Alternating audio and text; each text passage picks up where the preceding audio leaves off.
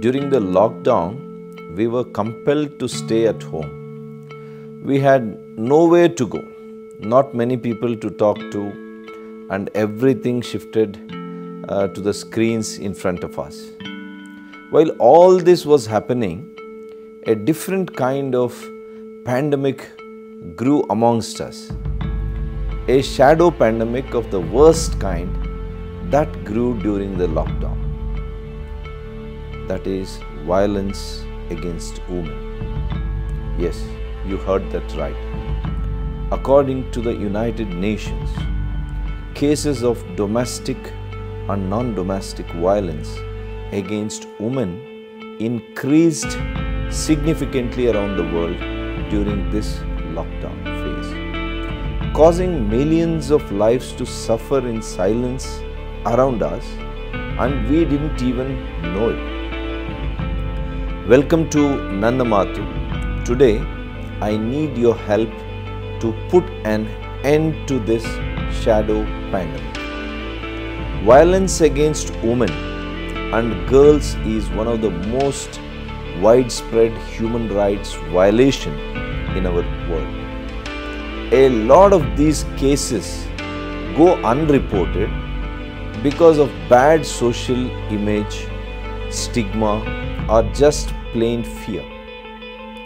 Imagine being scared of the people around you, the people you live with every day. And it does not only mean physical violence, it includes sexual and mental trauma as well. It might not be comfortable to talk about, but it is happening around us right now. And the reason these numbers are rising is because of the silence we hold.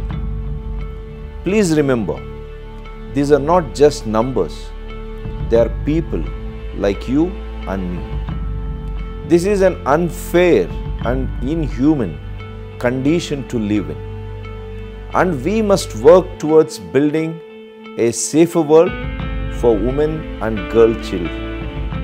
The United Nations has put together a list of things we can do to help people who are going through gender-based violence. Firstly, listen and believe in survivors. It takes a lot of courage to share a story of this kind. So please show your support. Secondly, teach the next generation.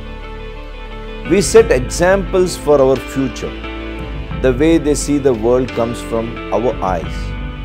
It is important we set positive examples and handhold them a world filled with hope and acceptance, not pain and violence.